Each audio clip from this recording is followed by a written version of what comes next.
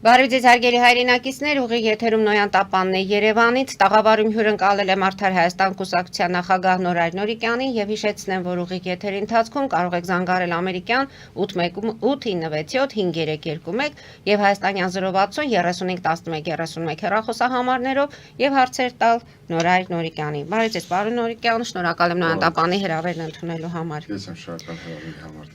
Պարոն Նորիկյան, բնականաբար պետք է սկսենք Գյումրու ընտրություններից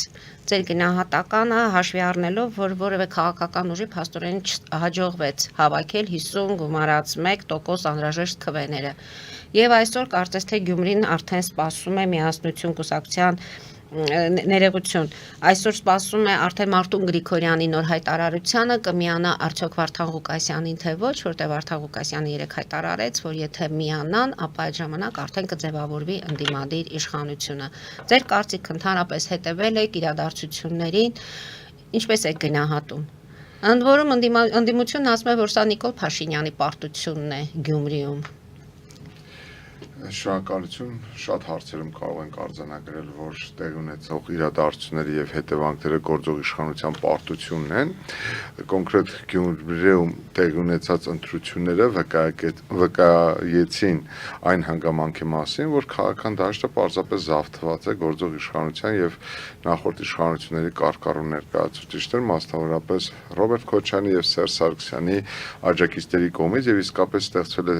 մի իրադրություն, երբ փաստորեն կես լուրջ կես կատակ Սերժ Սարգսյանը որոշելու թե ով կընտրվի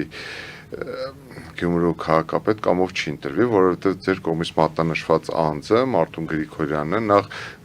ձևական առումով էլ լեգալ առումով էլ հանդիսանում է պատիվ ունեմ դաշինքի պատգամավոր, որի հիմնադիրներից է նաև Հայաստանի Հանրապետական կուսակցությունը, այսինքն այլ կերպ ասած, Հանրապետական կուսակցության առաջնորդի ձայնը վճռորոշ է լինելու այսօր կամ տեսանելի ապագայում Գյումրու ավագանու Անդրանիկ նիստում համայնքի ղեկավարի ընտրության հարցում։ Այս մասին թող մտածի Նիկոլ Փաշինյանը, թե ինչպիսի քաղաքականության վարման արդյունքում ստեղծվեց մի իրավիճակ, երբ նախկին իշխանությունները եւ նրանց առաջնորդները շարունակում են մնալ քաղաքական գործում եւ որոշումներ են կայացնում, շատ պարզ հարց կարող է առաջանալ, եթե այդ մարդիկ կենսունակ են, եթե այդ մարդիկ շարունակում են քաղաքական որոշումների կայացման վրա ազդեցություն ունենալ, եթե այդ մարդիկ դուք անվանում եք դիակներ, բայց այդ մարդիկ առանց այդ մարդկանց փաստորեն հնարավոր չի քաղաքական ընտրություն անցկացնել, ավելին ձևավորել համայնքային իշխանությունից վաղրել այդ մարդիկ սպառնալու են ձեր ամբողջ իշխանությանը եւ սպառնալու են ջարդել ձեր գլուխը, հետո հարց է առաջանում, դուք ստեղ Հայաստանում իշխանություն ունեք թե չունեք, դուք ով եք Այդ ղժղժոցը չի պարլամենտում, ղժղժոցով իշխանություն չեն պահում կամ իշխանություն չեն կրում, սա խորքային հետևությունների տեղիք է տվել ինձ, այն առումով, որ նա հասկանանք մեր ժողովուրդը այս իրավիճակը հանդուրժում է թե ոչ, մեր ժողովուրդը շարունակում են պատանդ մնալ Նիկոլի Քոչարյանի, Սերժ Սարգսյանի Բայց մենք ժողովրդին ինչ ենք առաջարկում։ Մի վարքյան, ախր հենց այդտեղ տիկին Մարի, ես կատեգորիկ համաձայն չեմ, էլի, ասենք Հայաստանը Գուցե քիչ ենք աշխատում այդ ուղղությամբ։ Ես ընդհանրապես, չէ, ուրիշ բան է։ Մի հատ նայեք այդ մարդկանց ռեսուրսները, մի հատ նայեք այդ մարդկանց քարոզչական հնարավորությունները, մի հատ նայեք այդ մարդկանց նյութական միջոցները, մի հատ նայեք այդ մարդկանց ոչ ֆորմալ ազդեցությունը, տարբեր սոցիալական խավերի նկատմամբ, այսինքն 7 տարի շարունակ դու մարդկանց վախեցրեց կրիմինալի հանցագործների, կոռումպացվածների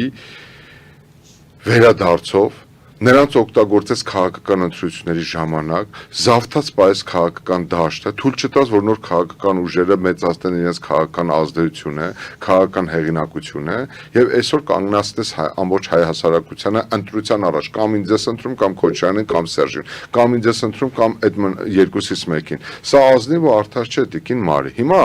դուք ես տեսնում եմ այդ մեղադրանքը, լավ, ինչ եք դուք առաջարկում, ժողովուրդ ջան, հայ ժողովուրդը փոքր ժողովուրդ է, Հայաստանի Հանրապետությունը փոքր պետություն է եւ նոր հեծանիվ չպետք է հայտնագործվի։ Երբեմն ծրագիր պետք է չէ ներկայացնել, պետք է մնալ Հայաստանում ու ապրել։ Դիմագրավել մարտահրավերները լուծել։ Մենակ Հայաստանում ապրել, Հայաստանի օրենքներով ապրել դա ամենալավ ծրագիրը կարող է լինել, ոչ կեղեկել, ոչ թալանել, ոչ խաբել, պոպուլիզմով չզբաղվել։ Դա ամենալավ ծրագիրը կարող է լինել այս իրավիճակում։ Հիմա 7 տարի մենք ինչ ենք անցել։ Այսինքն մեր ժողովուրդը ինչա փոխել մեր ժողովրդի կյանքում։ Մեծ հաշվով նույն մարդիկ են, նույն դեմքերն են,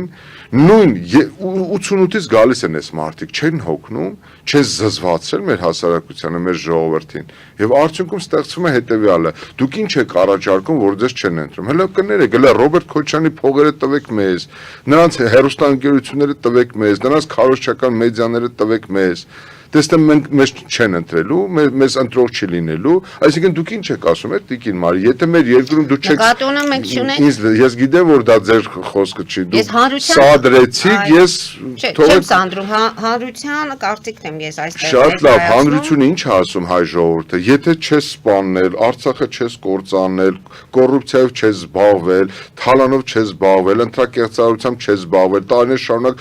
սուտ պոպուլիզմով չես զբաղվել, մարդը չես մանիպուլյացիա, ուրեմն դու պետքա վարչապետ չդառնաս, падգամավոր չդառնաս, ձայն պետքա չստանաս։ Այսինքն սա ինչ մտածողություն է, ես չեմ հասկանում։ Այսինքն այդ մարդիկ պետքա Նիկոլը պետք է ընտրվի 7 տարի մանիպուլյացիա, հետո Սերժ Սարգսյանը պետք է վերադառնա մինչև այդ իրանք էին իշխանությունը 10,000 դրամով մարդկանց ձայները գնելով, այսինքն սա ինչ մեսիջ է էլի հասարակության։ Այս երկրում ով պետք է ընտրվի վարչապետ, նախարար, падգամավոր, դատավոր, դատախազ, չգիտեմ, համայնքապետ, մարզպետ, Թալանչին, ավազակը, պոպուլիստը, ով պետք է ընտրվի։ Եվ ինչու ժողովուրդը հենց ընտրեց նույնը։ Հիմա մենք պետք է հասկանանք, այստեղ մի հատ ուրիշ խնդիր կա, ժողովրդին կանգնեցել են այդ ընտրության առաջ, եկեք ժողովրդին հանգիստ թողնենք, ժողովրդին չմեղադրենք, ժողովրդին ինչ են արել։ Մի հատ դուք տեսեք, դուք նայեք, ձեր ամեն մի հաղորդումից հետո այդ ին կողմից նշված ուժերի ֆեյքային ոհմակները ինչպես են հարձակումներ։ Այսինքն այս մարդիկ, այս առումով սիամական երկվորյակներ են, թույլ չեն տալիս, որպեսզի քաղաքական դաշտում աճեն, զարգանան, մեծանան, իրենց ազդեցությունը մեծացնեն նոր քաղաքական ուժերը։ Մենք ինչ ենք, 3 տարիվա քաղաքական ուժ ենք, այսինքն այս Թոհուբոհի մեջ գազանների մեջ փորձում ենք դիմակայել ու մեր տեղը պահենք։ Այս պայմաններում տիկին Մարի, ես կարծում եմ հետևյալը, գլոբալ փոփոխություններ պետք է ցանկանա ժողովուրդը։ Իսկապես ցանկանում է դուրս գալ այս պատանդառությունից, թե ոչ։ Ժողովուրդը պետք է 2026 թվականին իսկապես իր խոսքը ասի եւ պահանջակ ձևավորի Հայաստանի Հանրապետությունում նոր իշխանություն ու նոր ընդդիմություն ձևավորելու համար։ Հիմա ամփոփելով Գյումրու ընտրությունները, նախ ասեմ ձեզ, խաղը դեռ չի ավարտվել, մանդատները ավականու անդամների կողմից ստանալուց հետո նոր կսկսվի, ենթադրում եմ մարդագողության process-ը, որտեղ ՔՊ-ին 3 ձայն է պակասում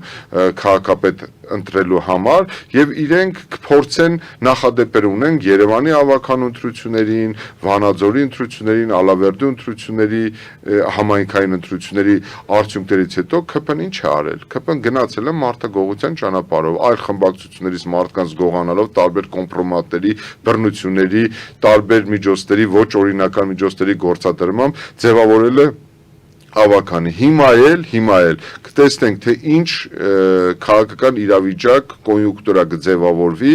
իրենք իրենց հետևությունները կանեն, բայց խաղը չի ավարտվել։ Կտեսնենք հիմա այսօրվա ձեր կողմից նշված անձի կողմից թե ինչ մակարդակի հայտարարություններ արվի, շատ պարզ ասեմ, եթե իրենք 100%-ով են միանան Վարդան Ղուկասյանին, եթե ամբողջ այդ ընդդիմությունը միանա, դեռևս խաղը հնարավոր չի համարել ավարտված, որովհետև Գյումրու ավականու Անդրանիկ Նիստին է ընտրվելու համայնքի ղեկավար, իսկ այնտեղ ձայների բաշխվածությունը այնպիսին է, որ ես չեմ բացառում, որ այս իշխանությունը կգնա ուրեմն իմ կողմից մատնանշված մեթոդներով մարդագողության ճանապարհով իր օգտին ուրեմն քաղաքապետ ընտրելու համար։ Ընդ որում այդ նույն տեխնացուի հայրը եւ որդին Այո, ընդ որում այլ մեթոդներ էլ կարող են լինել, իշխանությունը եւ տարբեր այլ քաղաքական ուժեր կարող են տարբեր կոմբինացիաներ կիրառել, եկեք սպասենք, այս խաղը չի ավարտվել, հիմա process-ի մեջ է,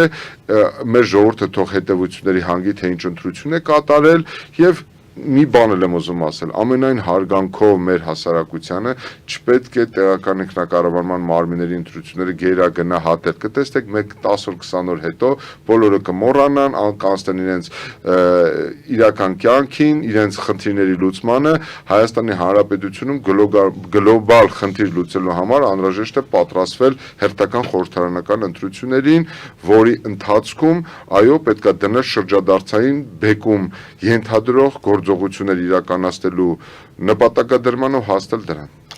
Ենթադրենք այդ 4 ուժերը պայմանավորվում են եւ իշխանություն են ձևավորում։ Պարոն Նորիկյան, նրանք բոլորը տարաձայնություններ ունեն։ Այդ տարաձայնությունները միշկապես կարող են համախմբվել եւ իրոք Գյումրին կկարողանան դարձնել այն քաղաքը, որի մասին իրենք երազում են։ Գիտեք, ես շատ եմ սիրում Գյումրին եւ տարվա մեջ մի քանի անգամ գնում եմ, նախ ամոթ է, որ դեռևս Գյումրիում կան տնակներ, կարծեմ վերջերս Գյումրու քաղաքապետի պաշտոնակատար հենց իշխող կուսակցության ներկայացուցիչը հայտարարեց, որ դեռևս 800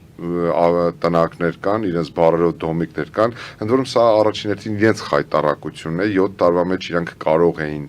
մաքրել դոմիկները Գյումրի քաղաքից, ավելին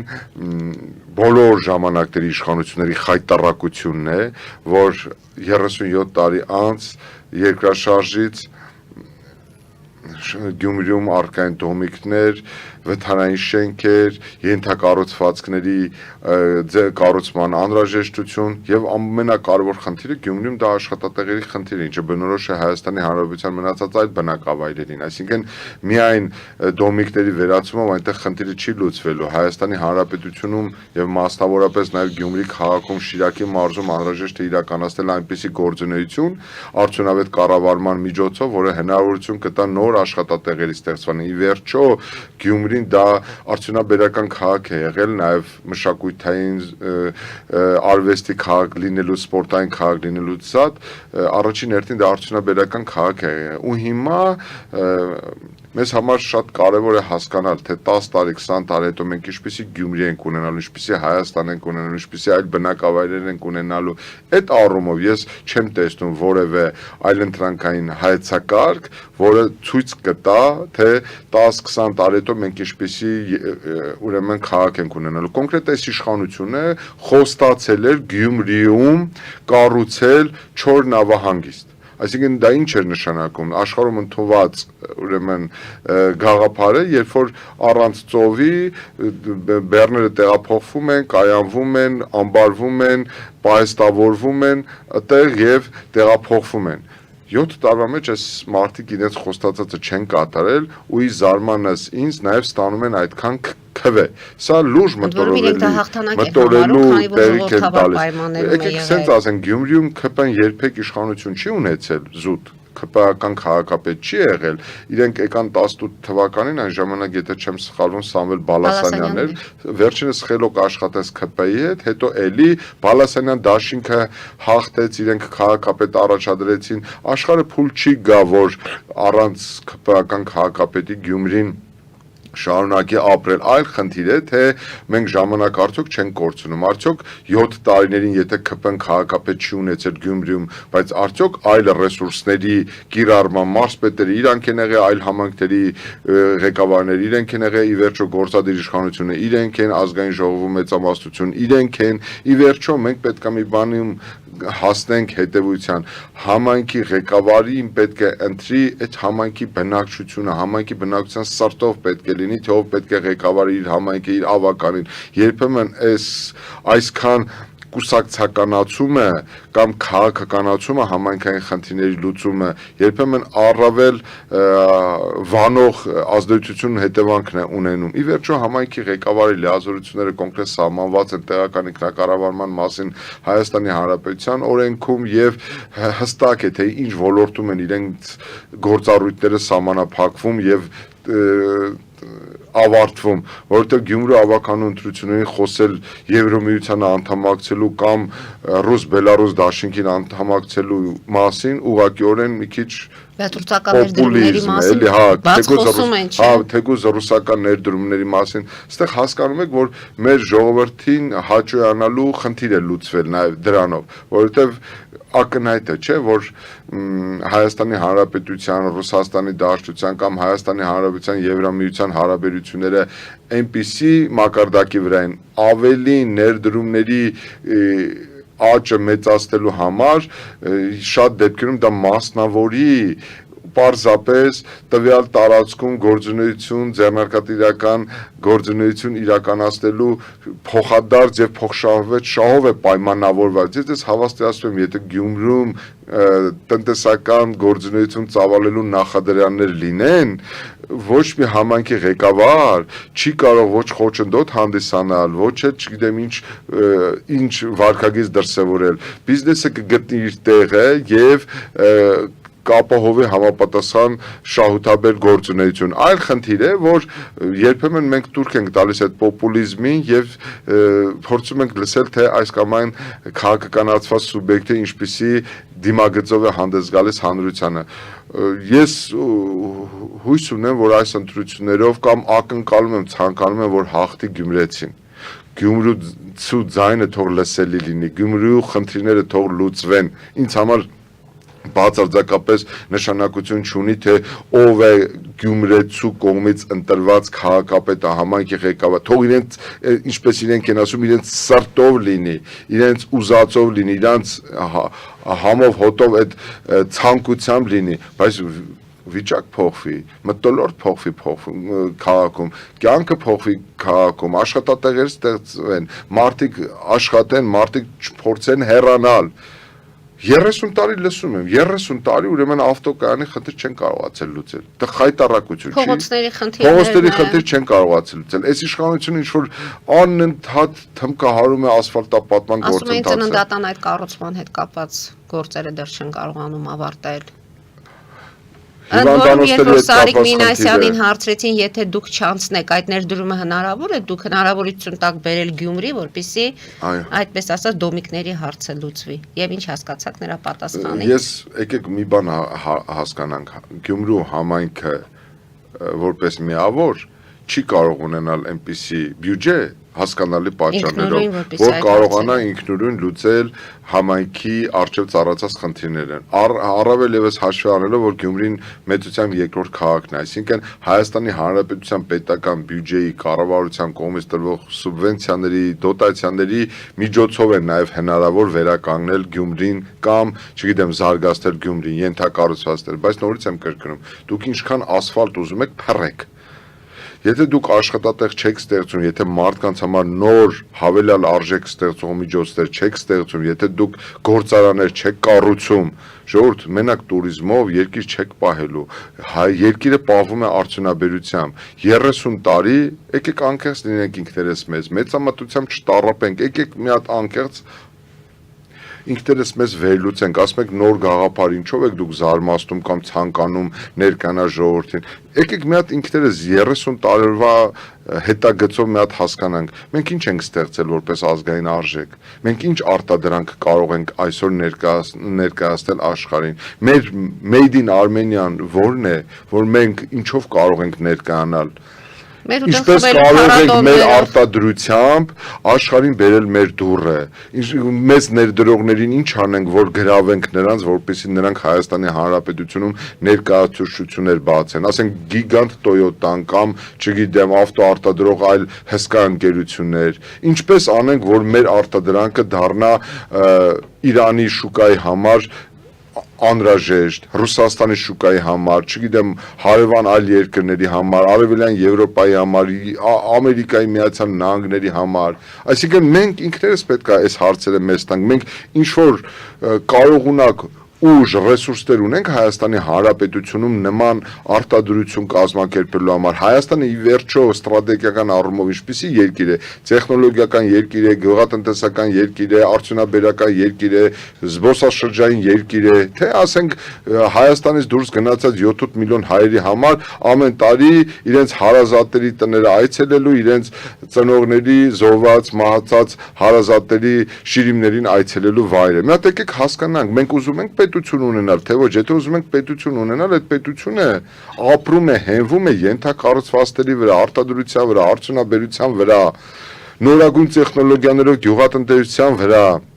Մենակ զբոսաշրջությամբ երկիր չենք կարողանալու պահել։ Իսկ երկիր ասելով ես նկատի ունեմ բանակ, անվտանգային միջավայր, ենթակառուցվածքներ, ջուր, լույս, գազ,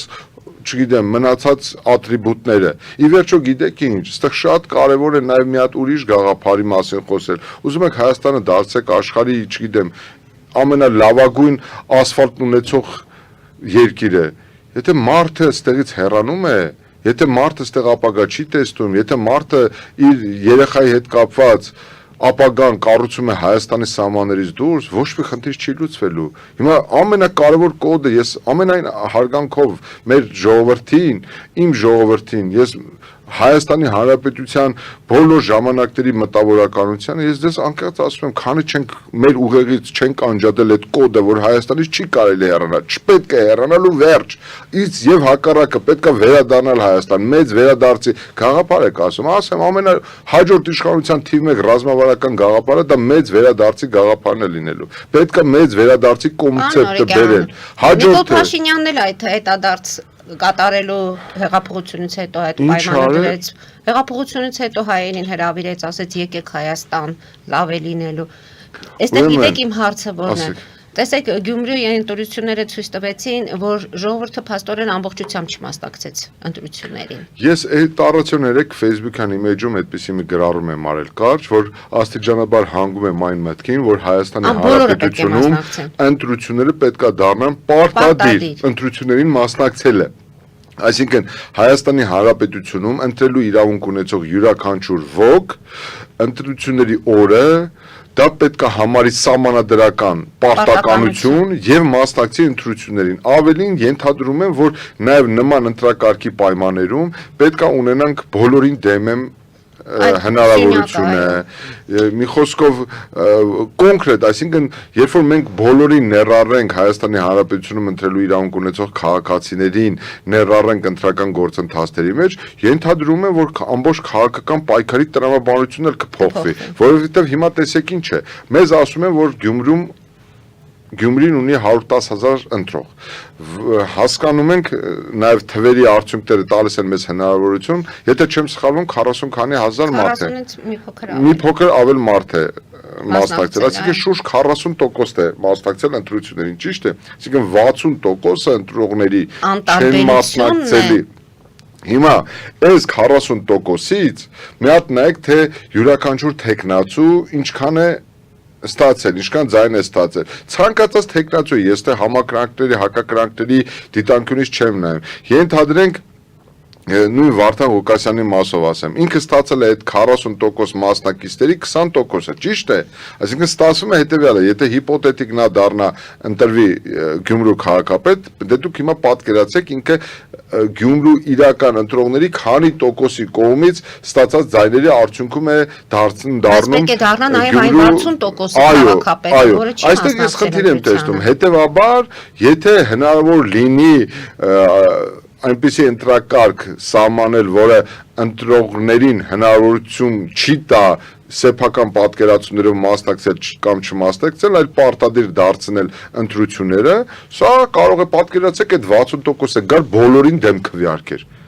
Այսինքն ելում էր պետք է տես քաղաքապետը, պատկերացեցիք իմ ասածը։ Այդպիսի քաղաքապետ ունի Երևանը եւ այսօր։ Այո, Մեր երևանցիները թող տեսնեն, թե ընդ որում էս Երևանի այս ընտրություններն էլ թող գործող իշխանությունը ինչ գործիքակազմ կիրառեց եւ որպիսի պայմաններում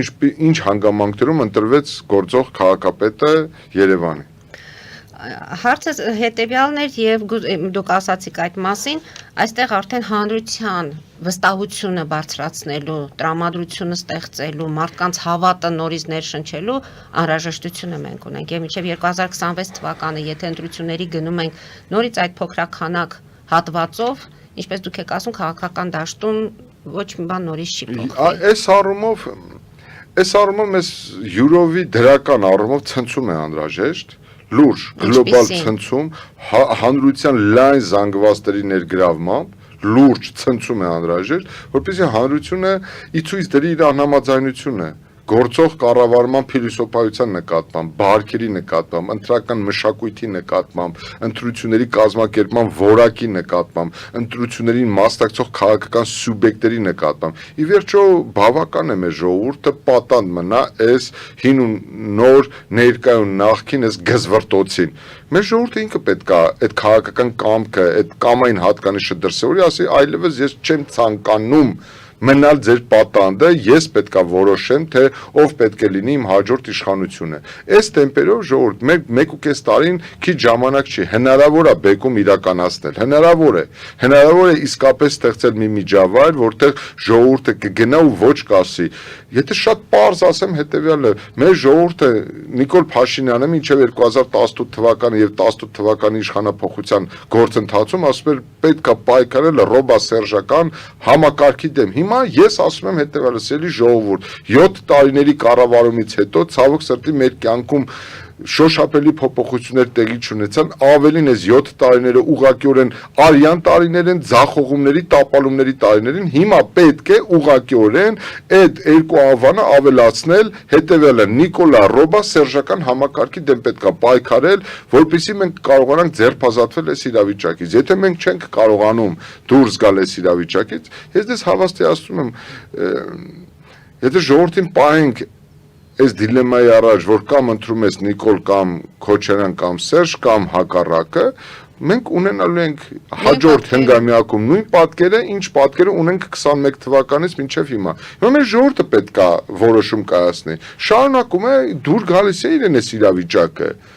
Երբ իրեն դուր չի գալիս, օրինակ հարկերի հետ կապված մենք տեսանք, չէ՞, ինչպես են մանր եւ միջին բիզնեսի ներկայացուցիչները։ Եվ ինչ եղավ։ Առանձին եղավ։ Փոխվեց ինչ-որ բան։ Դրա համար եմ ասում, դրական առումով ցնցում է պետք։ Ժողովուրդը պետք է իրապես ցույց տա իր իշխանությունը։ Ժողովուրդը իսկապես պետքա ցույց տա իր ուժը, ժողովուրդը իսկապես պետքա ցույց տա իր անհամաձայնությունը եւ հաստի նրան, որ իր կայացած որոշումը մտնի լեգալիզացվի, այսինքն օրենքի տեսքի բերվի, իրավական ուժ ունենա։ Հակառակ պարագայում գիտեք, ինչ մի քանի օր հայտել անհամաձայնություն, որից հետո խելո գնալ տունը, դրանից ընդհանրապես օգտվում է իշխանությունը, որովհետեւ այն իներցիոն քաղաքականություն հիշում եք, մի քանի օր ժողովուրդը կղժղժա, հետո կգնա իր տները։ Ես հիշում եմ դեռևս նախորդ տասնամյակներից տարբեր ռանգի իշխանությունների կողմից հրապարակային արտահայտած հայտարարություններից։ Այս իշխանությունն էլ է հույսին է մնացել։ Այս իշխանության հույսը միակ ապավենը մնացել է երկու սեգմենտ։ Գործող իշխանության հույսը երկու սեգմենտն է՝ նախկին իշխանությունները եւ հասարակության անտարբերությունը։ Հանեք այդ երկու սեգմենտին, տակը ոչ Նիկոլ կմնա, ոչ էլ ՔՊ կմնա։ Սիրելի բարեկամներ, հետեւաբար Նիկոլը հաղթում է, Նիկոլը մնում է իշխանության, Ռոբերտ Քոչարյանի շնորհիվ, Սերժ Սարգսյանի շնորհիվ եւ մեր ժողովրդի հիասթափության ու անտարբերության շնորհիվ։ Հանեք այդ երեքին, տակը ոչ Նիկոլ կմնա, ոչ էլ ՔՊ կմնա, ոչ էլ գործող իշխանություն կմնա։ Մենք զանգ ունենալու դեպքում կպատասխանենք պարոն Նորիկյան, սա Գյումրու հետ կապված եւ փաստորեն բացի այն, որ Գյումրու ընտրությունների մենք անդրադարձանք, թե արդյունքները ինչպիսին են, հետո ինչպես կլինի, ընդհանրապես քաղաքացիական պայմանագրի падգամավորների վարքագիծը ինչպես է գնահատում, այնտեղ մի քանի միջադեպեր եղան, հանրությունը քննարկեց այդ մասին եւ ըստ որոշակի շշուկների Նիկոլ Փաշինյանի վրա այդ ամենը բավականին շատ ծանր տպավորություն է թողել եւ արդյոք կարող է զայրույթ լինել եւ որոշակի մարդիկ, ես հիշում եմ, որ դեռ 2 տարի առաջ դուք ասում եք, որ քաղաքացիական պայմանագրում շատ մարդիկ դուրս կթռչեն այդ կուսակցությունից եւ Նիկոլ Փաշինյանը չի խնայի նրանց, ովքեր կփորձեն իր իմիջի հետ խաղալ։ Այստեղ Վիլեն Գաբրիելյանը կար մի խոսքով եւ ախր չգիտեմ, փոքր մանր բաներ են, բայց լրագրողների հետ այդ հարցազրույցի ժամանակ վիրավորանքները, հայհոյանքները Չէ՞ որ դա իշխող ուժի ներկայացուցիչների մասին ենք մենք խոսում։ Մարդիկ, որոնք դեմքն են կառավարության։ Եվ կային գրառումներ, որ փաստորեն նրանք են որոշում մեր ճակատագիրը նմանատիպ։ Այդ կրկնում եմ, ես բազմաթիվ անգամներ եմ խոսել այդ մասին այլ համատեքստից, որ քաղաքական պայքարի նշաձող այն աստիճանի չացվեց, քաղաքական բանավեճի մշակույթը այն աստիճանի իջեցվեց, զրոյացվեց, բայց այս ամեն ինչի մասին թող Նիկոլ Փաշինյանը մտածի։ Սա իր դեմքն է, սա Վիլեն Գաբրիելյանի դեմքը չէ։ Ես հիմա գիտեք ինչ, չեմ ուզում անձնավորված որևէ ինչ-որ հետևությունների հանգել, բայց ես չէի ուզենա, որ իմ ազգային ժողովի падգամավորը նման իրավիճակում հայտնվեր, իմ ազգային ժողովի, իմ օրենսդիր իշխանության ներկայացուցիչը այդպիսի լիներ։ Ես 2-3 տարի առաջ եմ եղել, ասել եմ մեր ժողովուրդը Ալեն Սիմոնյանին տարել նստացրել է Կարեն Դեմիրճյանի աթոռին։ Շատ ինչ-որ անհավանական համեմատություն եք անում։ Փաստ եմ արձանագրում, ես համեմատություն չեմ անում։ Հիմա Վիլեն Գաբրիելյանին էլ տարել դարձրել է օրենսդիր իշխանության ներկայացուցիչ, ասել է Վիլեն ջան, օրենք գրի, որ մենք քո գրած օրենքներով ապրենք, մեր համակեցության կանոնները կարգավորենք։ Մեր հասարակությունը, ես չեմ ուզում այդ տղային մեղադրեմ, իսեր աստծո կարող է իսկապես գինովցած ա եղել, ես չգիտեմ, բոլորը կարող են գինովցած լինել, բայց ինձ համար անկեղծ եմ ասում, սա հիասթափ ցնող է, սա վիրավորական է, ես իմ ազգի պատմությանը քիչ թե շատ ծանոթ լինելով 2026-ին մենք չենք լինելու իշխանության։ Ինչ որ մարգարե չի, որ գուշակել է, ինչի համար պետք է լինեն իրենք իշխանության։ Այսինքն, չգիտեմ, ինչի համար պետք է լինեն, շարունակեն։ Այդ որ առավելության, որ արձանագրված հաջողության համար հասկանում եք, եկեք չկենտրոնանանք այդ անձի վրա, անձի վրա չեն կենտրոնան, բայց Նիկոլ Փաշինյանը սա Նիկոլ Փաշինյանի իշխանության դեմքն է, եւ այդ հետևությունները թողանի Նիկոլ Փաշինյանը, երբ թե ինքը ազգային ժողովում ղժղժում է, մտնում է հիստերիայի մեջ, դա նորմալ ինքը պետք է համարի, որ Վիլեն Գաբրիելյանն էլ պետք է Գյումրիում այդպես իրենց բարերով ասեմ դեբոջ սարքի, դա նորմալ է իրենց դեպքում։ Այլ հարց է, որ մենք ուզում ենք այս իրավիճակը, թե ոչ, սա հանրության նկատմամբ հարգանքի, թե անարգանքի դրսևորում է, սա հայ ժողովրդին հարգելու, թե չհարգելու վարքագիծ է, ես գտնում եմ հետևյալը, այստեղ ես ոչ Նիկոլին եմ մեղադրում, ոչ Վիլենին եմ մեղադրում, ես ասում եմ հայ ժողովուրդ, քո համբերության բաժակը ծակ է,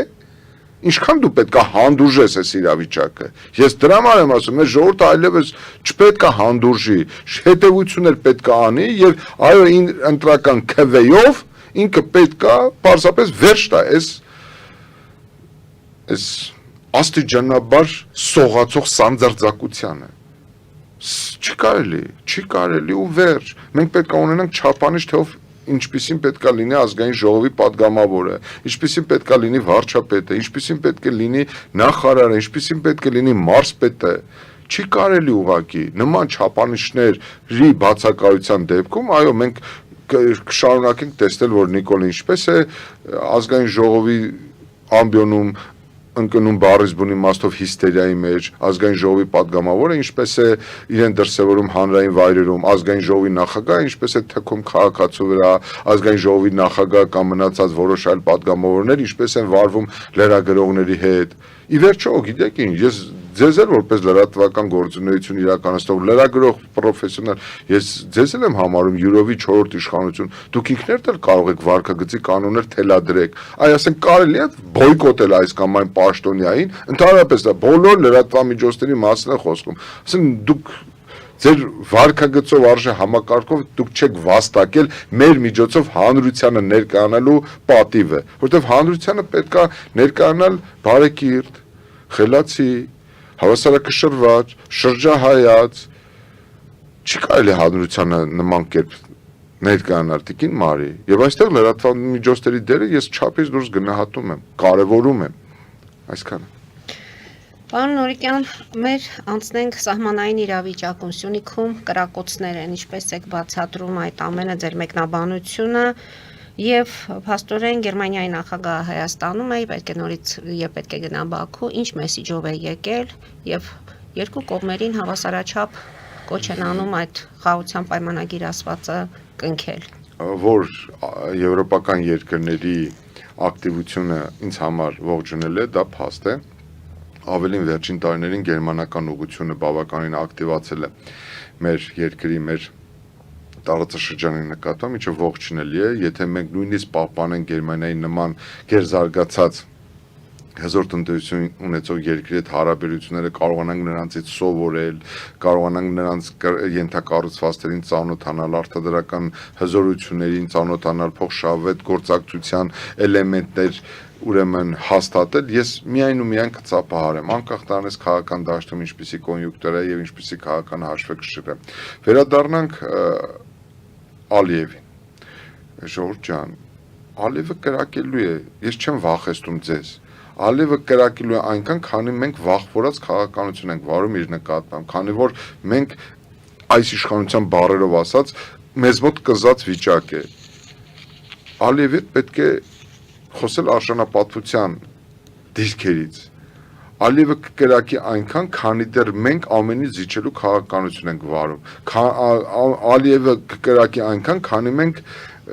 ղեկավարվում ենք ինչքան ուզես այդքան կտանք փիլիսոփայությամբ։ Այսինքն ես ուզում եմ ասել եմ մի քանի անգամ, հիմա նորից ուզում եմ կրկնել, ժողովուրդ ջան, Նիկոլ Փաշինյանը ընդամենը խաղաղության գաղափարը, օրակարգը վաճառում է ձեզ։ Խաղաղության օրակարգը տապալված օրակարգ է։ Այո, ես շատ ուզում եմ, որ խաղաղություն լինի տարածաշրջանում, բայց այդպիսի խաղաղության հաստատման համար ուրիշ մթնոլորտ է անհրաժեշտ։ Եթե մի երկիր գալիս է քո տան վրա, եթե քեզանից պահանջում է տարածք, եթե դուրս չի գալիս քո զավթած տարածքներից, եթե դատում է քո քաղաքացիներին, եթե ասում է, որ 300,000 ադրբեջանցի պետքա գա ապրի Հայաստանում, եթե քո երկիրը անվանում է Արևմտյան Հայաստան, Ադրբեջան, Մեզ անվանում է եթե ֆաշիստներ, պահանջում է քո սահմանադրությունը փոխել, եթե քեզ անվանում է ֆաշիստներ, վայրագներ, չգիտեմ, ամենալեկտի սանձարձակ տերմիններով վիրավորում է քո ազգային արժանապատվությունը։ Ինչ խաղաղության մասին եք դուք խոսում։ Հա, Նիկոլ Փաշինյանն է մեր տարածաշրջանում խաղաղություն հաստատողը։ Ժողովուրդ, սթափվեք, լրջացեք։ Հնարավոր չի եւ կրակելու է, քանի մենք կրկնում եմ, այս փիլիսոփայությունն ենք վարում։ Ալիևին պետք է ատամ ցույց տալ։ Երևի ձեր հաղորդումներում քանի անգամ ես այս նույն բաներն եմ ասել։ Ատամ ցույց տալ չի նշանակում պատերազմ հայտարարել, բայց կարելի է արժանապատվորեն խոսել նրա հետ։ Կարելի է Հայաստանի ռազմավարական շահերի դիրքերից խոսել։ Կարելի է 7 տարիների ընթացքում ստեղծել ուժեղ մարտունակ բանակ։ Կարելի է 7 տարիների ընթացքում հնարավորինս վերականգնել խախտված ռազմական հավասարակշռությունը։ Կարելի է 7 տարիների ընթացքում ստեղծել այնպիսի միջավայր, այնպիսի բարեկամների ցանկ կամ ցանց, որը հնարավորություն չէր տա Ադրբեջանին այսպիսի լեկտի սանձարձակ վարքագիծ դրսևորել։ Ի վերջո կարող եք ցույց տալ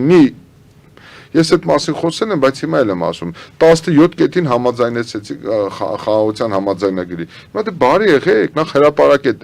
այդ տեքստը, երկրորդն էլ մի հատ ես անկեղծորեն ուզում եմ իմանալ այդ 17 կետերի հեղինակները ովքեր են, որ կետերն եք դուք առաջարկել, որ կետերն է Ադրբեջանը առաջարկել, որ կետերի հետ դուք համաձայն չեք եղել, որ կետերն եք խմբագրել, սրբագրել, դուք առաջարկել, ի վերջո վերջի երկու կետերը, եթե դուք համաձայն չեք, ինչ եղավ, ինչ փոխվեց, Ադրբեջանի մտքում ինչ տեղի ունեցավ, որ դուք համաձայնեցիք այդ երկու կետերին։ Հիմա հարց է առաջանում, ինչու նախապես համաձայն չէիք եւ ինչու եք հիմա համաձայն։ Այսինքն Նիկոլ Փաշինյանի իհարկե, Նիկոլ Փաշինյանի քաղաքականությունը հետևյալն է, Տիկին Մարի։ Պատերազմ չլինի, մենք կամած տանք Ադրբեջանի ուզածը։ Եղբայր, այդպես չի լինում։ Այդպես չի կարող լինել, Ադրբեջանը գալու է քո հետևից, նա իմ թվարկված պահանջները ուզելու է եւ քո վարած քաղաքականության շնորհիվ ու արդյունքում էլ ստանալու է, եթե դուք մնաք։ Հետևաբար, Ադրբեջանի նպատակը, եթե քո պատկերացած խաղաղությունը չէ, իր պատկերացած խաղաղությունը, եթե քո պատկերացած խաղաղությունը դու բերես, Նիկոլ, հնարավոր է դու բերես այդ խաղաղությունը, ես անկեղծ եմ ասում, եթե քո ուզած խաղաղությունը լինի, Հայաստան չի լինի, Նույնիսկ եթե դու հաստատես խաղաղություն, այդ պայմաններում Հայաստան չի լինի։ Չենք հասկանում։ Պարոն Փաշին, պարոն Նորիկյան, կարծում եմ ժողովուրդը այդ մտորումները իրենք էլ են անում, հասկացողները հասկանում են, ոմանք հասկանալով չեն դիմանում, մի խոսքով իրավիճակը բավականին բարդ է։ Քանի որ խոսեցինք նաև բանակի մասին, մենք անոնսը երբ որ տվել ենք, որ դուք եք լինելու մեր հյուրը, մեր հեռուստադիտողներին հետաքրքիր է նաև մեր զինվորների 15 տղաների ճակատագրի հետ կապված այդ դատավարության գործընթացը։ Ես ասեմ ձեզ, այդ գործով բավականին շատ շահարկումներ են լինում։ Վերջի մի քանի ամիսների ընթացքում մեղադրյալներից մեկի Եղիշե Հակոբյանի շուրջ ինչ որ արհեստական աղմուկ է բարձրացվել, այդ տղային ինչ որ սոցիալական տարբեր ցանցերով հերոսացնելու, անմեղ դարձնելու գործընթաց է մեկնարկել։ Ես կարծում եմ դա ազնիվ չէ, նաև այդ 15 զոհված զինծառայողների հիշատակի առաջ, նաև այն ծնողների առաջ, ովքեր այսօր բողոքում են անարդարությունից, դատավարությունը այս պայն ընթանում է, այնպես է ձևավորվել, որ յուրաքանչյուր ամիս երկուական դատական նիստեր են լինում։ Վերջի դատական նիստում ինձ համար անհասկանալի պատճառաբանությամբ հենց մեղադրյալ Եղիշե Հակոբյանը ուրեմն առարկեց տեսաձայնագրման հնարավորության առաջարկին եւ փաստորեն դատական նիստը չտեսաձայնագրվեց ու չհեռարձակվեց։ Ես ցանկանում եմ մեր հանրությանը Մի բան, որ իրեն ավելի անհրաժեշտ եւ Ես այդ մասին խոսել եմ, ինձ համար լրիվ այլ ասոցիացիաներ են, բայց ես ուզում եմ մի բան ասել, Ժորժ ջան, մենք ինչ ասել ենք այս գործով, ամբողջովին վերահաստատում ենք։ Ես չգիտեմ քանի անգամ տիկին Մարի դուք հիշեցեք, երևի բոլոր մամուլի ասուլիսները ձեզ հետ են տեղի ունեցել, ըստ էության ձեր հեռուստաընկերության կողմից տրամադրված հնարավորության շրջանակներում ենք արել, ամբողջությամբ վերահաստատում ենք այն ինչ ասել ենք։ Մենք ասում ենք, այս քրեական գործով իրականացվել է փնթի նախաքննություն, որ ծնողները չեն հավատում այն վարկածին, որը դրված է շրջանառության մեջ։ Եվ եթե այսօր Եղիշե Հակոբյանը կամ իրենց պաշտպանները կամ մնացած մեղադրյալները ինչ-որ բան են ուզում ասել կամ ինչ-որ բան գիտեն, որ ուզում են ասել, որևէ մեկը չի բռնել իրենց ձեռքին, թող դուրս գան ժողովրդին ասեն ճշմարտությանը։ Եթե Եղիշե Հակոբյանը ասում է, որ ինքը անմեղ է կամ իր հարազատները, իր բարեկամները այս TikTok-յան արդարադատություն են իրականացնում, ու գիտեք ինչ, իջել ենք հասել ենք այն մակարդակին, ես հազարավոր դեպքեր եմ նկատել, վայ, ես իր աչքերին նայում եմ, իր աչքերից երևում է, որ անմեղ է։ Ժորժ ջան, այդպիսի արդարադատություն չի իրականացվում։ Եկեք հարգենք անմեղության կանխավարկածը, բայց միաժամանակ ընդգծենք։ Եղիշե Հակոբյանը մի քանի անգամ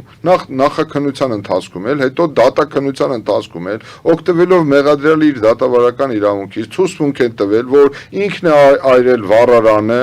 ինքն է մեղավոր իրեն համարում։ Հիմա տրամաբանական հարց է առաջանում։ Ես դրանք բավարար չեմ համարում։ Դեռևս նրա մեղքը պետք է ապացուցվի օրինական ուժի մեջ մտած դատական ակտով, բայց եթե ինքը այլ իրողություններ է ցանկանում ասել, որևէ մեկը չի խանգարում, չի կաշկանդում, որ ինքը դուրս գա հրապարակավ եւ ասի ճշմարտությունը, եթե այլ ճշմարտություն կա։ Ես ինքս իր ցանկությամբ դատական նիստերից մեկում ինքը ցանկացավ, որ ես կոնֆիդենցիալ հանդիպում ունենամ իր պաշտպանի ներկայությամբ։ Ես ինքս շուրջ 2.5 ժամ հանդիպում եմ ունեցել Եղիշե Հակոբյանի հետ։ Ես ամենայն հարգանքով ասում եմ մեր հասարակությանը, կգա ժամանակը, այո, Եղիշե Հակոբյանը ինձ փոխանցել է շուրջ 4 թե 5 էջանոց, A4 ֆորմատի էջանոց իր ձեռագրով գրված ինչ որ հանգամանքների մասին։ Ընդ որում բացեմ փակագիծը, այդ փաստաթղթի բնօրինակը տրվել է իր պաշտպանին, պատճենը տրվել է ինձ։ Այդ պատճեն ես ունեմ։ Այդտեղ կան որոշ հանգամանքների մասին Եղիշե Հակոբյանի կողմից տրված տեղեկությունները։ Կգա ժամանակը, հենց բաց բոլորիդ աչքի առաջ, բաց դատավարության ժամանակ այդ հանգամանքների մասին ես կետ առ կետ կհրապարակեմ։ Կսպասենք, պարոն Նորիկյան, մեր ժամանակը մոտեցավ ավարտին, շնորհակալություն եմ հայտնում։ Մեր տաղավարում հյուրընկալելու համար զարգացումները այնքան արագ են ընթանում, որ մենք առիթ կունենանք նորից հանդիպելու։ Հարգելի հայրենակիցներ, այսօր այսքանով ավարտում ենք, հետևեք զարգացումներին, մնացեք խաղաղությամբ։